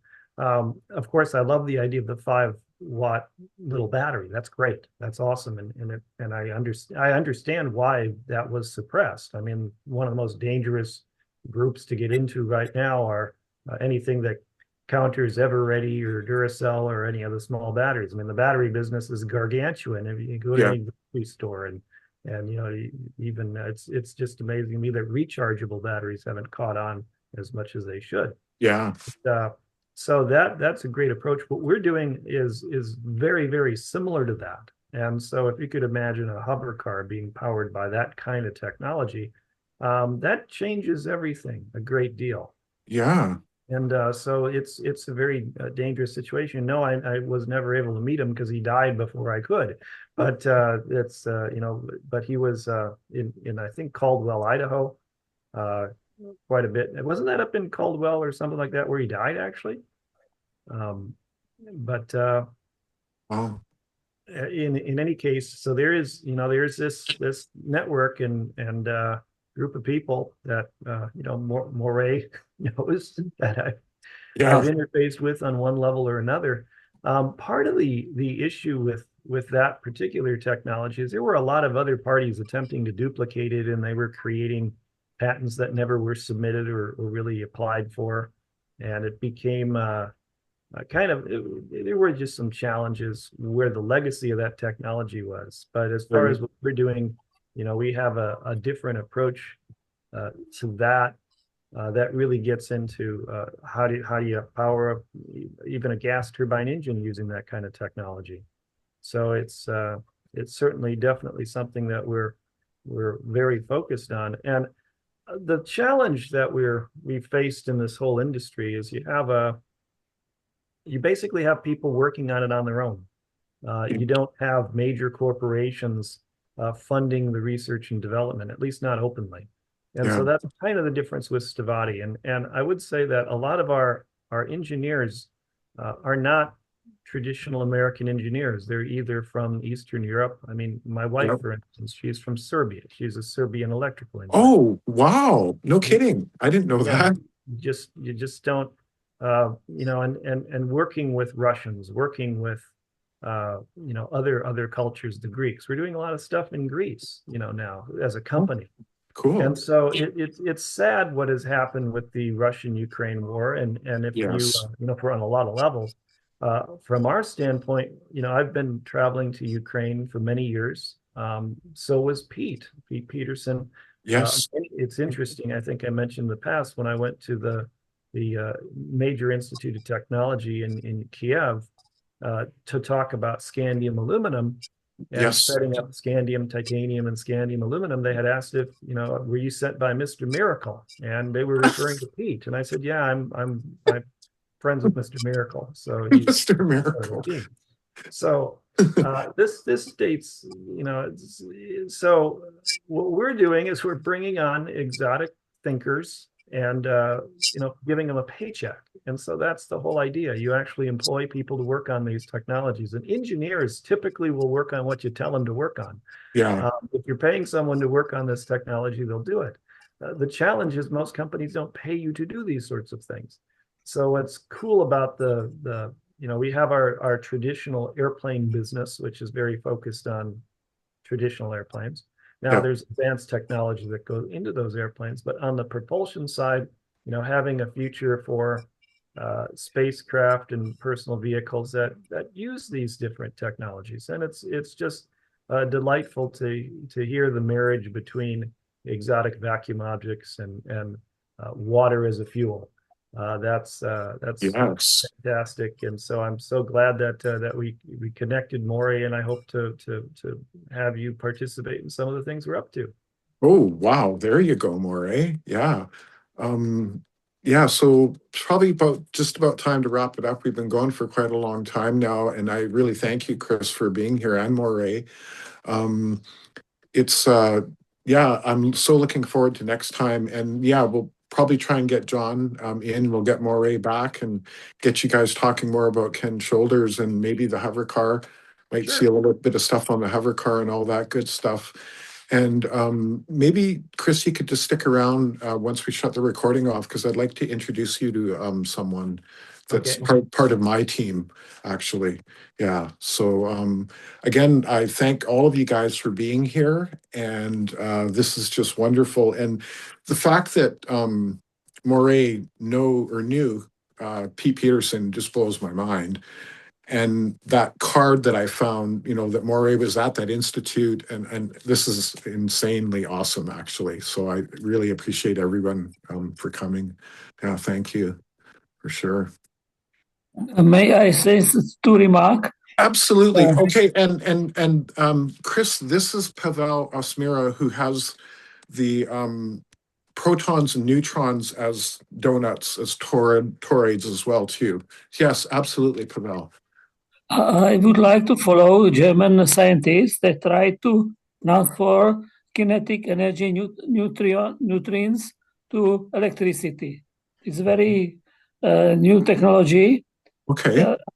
It is very future. And secondly, Mark, I would like to say to you that I try to send you my new paper and some programs, but I was not successful. I sent it through King and Brandon today to repeat this invitation to this meeting. Oh, okay. So I don't know why. You tried to send something to me or to Brendan?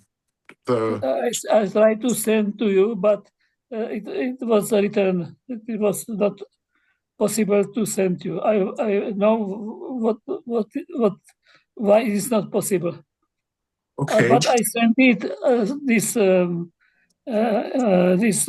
paper and program after invitation to this meeting to Brenman and King. Okay, cool. Did you get it, I, Brendan? I asked them they can send you Yeah, because absolutely. And I'm going to send it to Moray and Chris as well, too, for sure. Because your information is mind-blowing. I think you deserve the Nobel Prize for what you've done, because you've taken Ken Shoulder's research with electrons and done it with protons and neutrons and come up with this whole elemental chart that shows them as all these toroids, but they're counter spinning, like you talk about, right? There has to be counter rotation. yes, in this case, it's very important the structure of graphene. Graphene. And together with silicon particles with many layers. That is main principle of this German strategy. And Yeah. but I try to find another way. I try to find a solution that will be cheaper. Okay. It will be very important because it is very important how we can receive through these very thin layers. It is only 10 layers of graphene with some special condition that are created together. And Right. that, but the problem is that trying to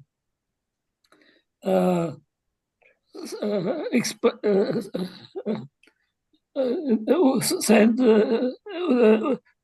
show us the results, Yeah. but they don't have it, and they sent it to South Korea and China. I don't know because German scientists have some problem because they have this structure have patented, but they have some problem how to receive the money from abroad to them that can support the research. Yeah. Wow. I know they have some problem through high bureaucracy. Right. Yeah. Wow. That's very cool information for us.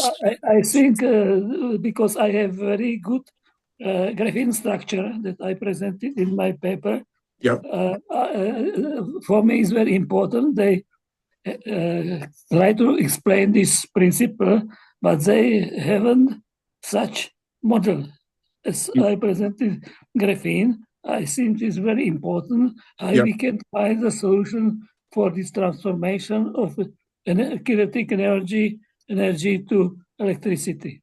Yes, definitely. It can be covered, for example, on the car carrosserie on the top, because it is very clear. It will be necessary to have so many batteries that can be energy come from universe. Right. Yep. Exactly. Yeah. From the 0 point. I think it is better than solar energy because it's necessary. That must be sun during the night. It's impossible. Yep. The same problem with wind generators because necessary there must be strong wind. Atom energy is problem. How to what we can do with the rest after this we receive this energy, but this problem, this transformation of kinetic energy of neutrinos, I think it is. I think it can be cheaper, and and I think it has a good future. Absolutely. Yeah. It's just another source of free energy or 0 point energy, essentially. Yeah. Totally amazing. Well, thank you, Pavel. Yeah, and I will definitely get your information to both Chris and Moray. I think I've sent some stuff to Moray already. And again, thank you for being here, all of you guys. This has been wonderful to get everyone together, but to to find out that you already knew Pete Yes, Peterson, Moray, was incredible. Yeah, and yes. yeah, I sent you some information what this German scientist, the result, what the state is now, okay. because they every month send me what is new, but they promise that we'll very soon can something that can be sold, but that only promise that can I register to buy the product. Yeah, exactly. Yeah. And I decided to find my way and be quicker than them. And Pavel, you teach material sciences, I think, at an institute. Is that correct, in No, Czechoslovakia? no. My hobby is informatics and automation, Yeah. and physical chemistry is my hobby. And Oh, now okay. my hobby is for me more important because now I'm in pension, and I now have time enough. If I were teacher, I have no time because I must teaching process. Yeah. And now I can solve this problem and can create this new type of this problem of energy that is on the figure that is on this from King. Yeah. Yeah. And just before we end here, maybe Chris, you could talk a little bit about your business relationship with Ken Shoulders, perhaps? Well, I don't understand what. Oh, I was talking to Chris to yeah. Yeah. well, you know, Stavatti did was given a lot of information from Ken, and we were co-developing technologies more focused towards propulsion and the EVO technology, as well as nuclear remediation, treatment of nuclear waste.